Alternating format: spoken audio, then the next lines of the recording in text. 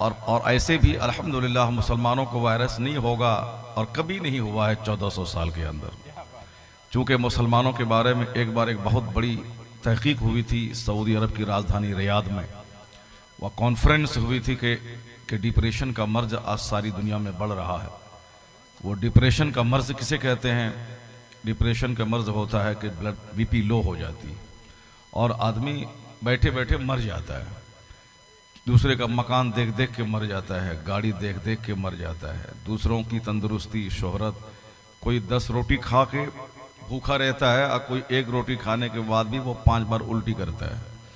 तो सेहत और तंदुरुस्ती को देख के आदमी परेशान हो जाता है। तो दुनिया में डिप्रेशन का मर्ज बढ़ रहा है। तो माहिरीन को फिक्र हुई कि इस मर्ज का इलाज क्या होगा। दुनिया भर से प्रोफेसर्स और बड़े बड़े स्कॉलर्स के मकालात मंगवाए गए। आप अपनी राय दीजिए, अपनी फिक्र दीजिए, आपके पास क्या है डिप्रेशन के मर्ज के कारण और इसका इलाज क्या होगा। दुनिया भर के मुहक्किकीन आए, सबों ने उस कॉन्फ्रेंस में शिरकत की, अपने अपने मकालात को पढ़ा कि डिप्रेशन के असबाब ये हैं और उसके हल करने के तरीक़े ये हैं। इलाज पे गौर व फिक्र सबों ने किया। एक जर्मनी का बहुत बड़ा डॉक्टर, उन्होंने कहा कि डिप्रेशन का मर्ज तो हिर्स और लालच और एहसास कमतरी की वजह से मर्ज होता है और इस मर्ज का इलाज यह है कि इसके मरीज को हमने दिन में कई बार हाथ और मुंह को धुला करके मैंने आजमाया, मैंने टेस्ट किया।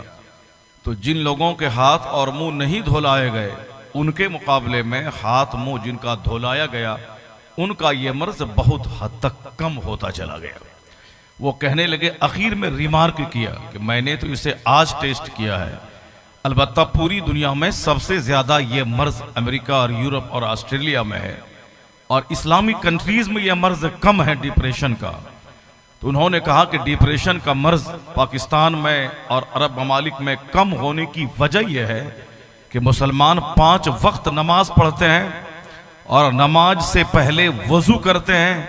वज़ू में चेहरा धोना, हाथ धोना, पाँव धोना, ये जो फेस वॉश, हैंड वॉश, ये लेग वॉश है, इसकी 5 बार जो इसे धोए वाकई उससे डिप्रेशन का मर्ज ना होगा। अगर हो भी गया तो उसका हमला कम हो जाएगा। इस्लामी ममालिक में ये मर्ज नहीं पाए जाते क्योंकि यहाँ 5 बार वज़ू किया जाता है। तो मैं कल ये दंग रह गया कि दिल्ली एयरपोर्ट पे वहाँ कसरत से हाथ धुलाई की प्रैक्टिस हो रही है और माहिरीन ने कहा है कि हाथ को दिन में इस वक्त तेजी के साथ कई बार धोए जाएं। तो जो लोग बगैर हाथ धोए खाना खाते थे, जो लोग फैक्ट्री में बैठे बैठे खा लिए, खड़े खड़े खा लिए, जो मुंह में आया खा लिए, अब वह लोग हाथ तो गट्टों समेत दोनों हाथ को धोना जरूरी है कि जरासीम अटके न रह जाएं। तो मजहब इस्लाम ने 1400 साल से मुसलमानों को आदेश दिया है कि वजू कर, वजू में दोनों हाथ गट्टों समेत धो, फिर पूरा चेहरा धो, फिर हाथ धो। यानी जो आज़ा बाहर रहते हैं, खुले हुए रहते हैं, उन आज़ा के जरिए जरासीम अंदर जाते हैं। अब ये सर से गर्दन से लेके पांव तक कपड़े से सारे आज़ा ढके रहते हैं। ये हाथ बाहर रहते हैं, दोनों पांव की पिंडली से आगे का हिस्सा बाहर रहता है, ये चेहरा खुला रहता है। तो वजू में वही चीजें फर्ज हैं जो सारे जो आज़ा खुले रहते हैं उनका धोना फर्ज है। वजू में 4 चीजें फर्ज हैं, हाथ कोहनियों समेत धोना, चेहरे का धोना और पांव टखनों समेत धोना और सर का मसह करना। ये सारे आज़ा खुले रहते हैं, सर भी खुले रहते हैं और पांव भी खुला रहता है, ये हाथ भी खुले रहते हैं। तो इस्लाम ने उन तमाम दरवाजों पे पहरा बैठा दिया जिन रास्तों से बीमारियां दाखिल होती है। इसलिए जो पाबंदी के साथ 5 वक्त वुजू करता हो और वो पाबंदी से नमाज पढ़ता हो, अल्लाह की कसम न उसे कोई कोरोना वायरस कभी होगा और न ही किसी दूसरे वायरस का हमला होगा। अगर हमला हो भी जाए तो वुजू उस बीमारी को दूर करके उसे सेहत और तंदुरुस्ती अता फरमाए। सुभान अल्लाह, सुभान अल्लाह, क्या बात। क्योंकि इस्लाम हर दर्द की दवा रखता है। पैगंबर आजम तबीब आजम बन के आ गए। ये और बात है कि आज सारी दुनिया जिस इस्लाम का मजाक उड़ा रही थी, आज उसी इस्लाम की तरफ दुनिया माइल हो रही है। उन्हें आना ही पड़ेगा, एक दिन इस्लाम की सच्चाई को तस्लीम करनी ही पड़ेगी।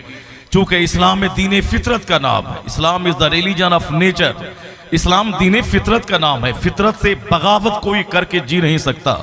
आदमी का नेचर है खाना पीना, आदमी के नेचर में है सोना।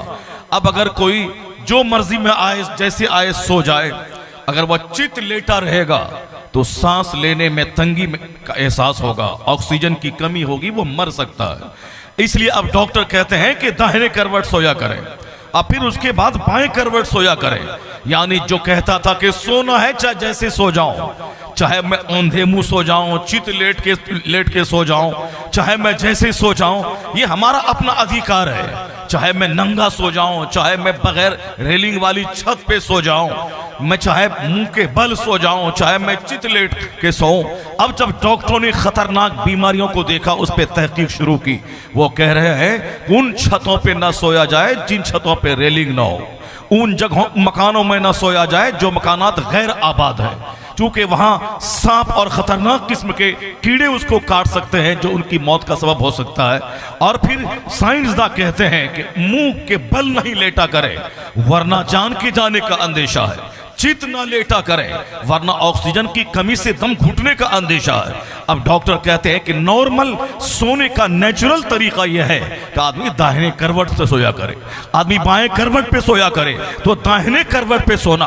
आज अमेरिका के तबीबों ने कहा, आज हिंदुस्तान के दानिश्वरों ने कहा, आज चाइना जापान के मुफक्किरीन ने कहा, कब जब उन तरह से उस तरीके से सोने की बीमारियां सामने आ गई कि चित लेटने में ये बीमारी है और मुंह के बल लेटने में ये मर्ज है, और सबसे नेचुरल तरीका है कि आदमी करवट के बल सोए। और गहरी नींद आएगी, जब गहरी नींद आएगी तो 4 घंटे की नींद आदमी के लिए सेहत बख्श साबित हो जाएगी। तो मैं ये कहना चाहता हूं कि जिसने कहा था कि जैसे चाहूं मैं सो जाऊं, लेकिन आज वो कहता है कि सोने का ये तरीका है, सोने का ये ढंग है जो सेहत बख्श है। तो जब सोने का तरीका आज डॉक्टरों ने दरियाफ्त किया, जब उसे मैं कहता हूं यही वह मेथड है जो इस्लाम के पैगंबर ने 1400 साल पहले अता किया था कि दाहिने करवट पे सोना है, फिर करवट उसके बाद बदल लेना है। दाहिने करवट पे सोने वाला नॉर्मल सांस लेता रहेगा, ऑक्सीजन मिलती रहेगी, बीमारी से महफूज रहेगा, सेहत बख्श नींद उसको मिलेगी। तो जहां दुनिया तबाही का तमाशा देखने के बाद अब वह सोने के तरीके पे गौर कर रही है, ये वो तरीका है जो 1400 साल पहले मुस्तफा ने अता फरमाया है। अगर दुनिया के मुसलमान उस पर अमल कर ले तो काफिरों के मुकाबले में ये बीमार भी कम पड़े और इनको सेहत भी अल्लाह ज्यादा दे। अल्लाह तो चाहता है कि जो मुस्तफा का गुलाम हो जाए वह बीमार नहीं, वो सेहतमंद रहे, वह दूसरों की मोहताज नहीं, सारी दुनिया उसकी मोहताज रहे, वो यहाँ शान से हुकूमत करे, सल्तनत करे और मरने के बाद मुस्तफा की जन्नत में आराम करे। सुभान अल्लाह, नारे तकबीर, नारे रिसालत।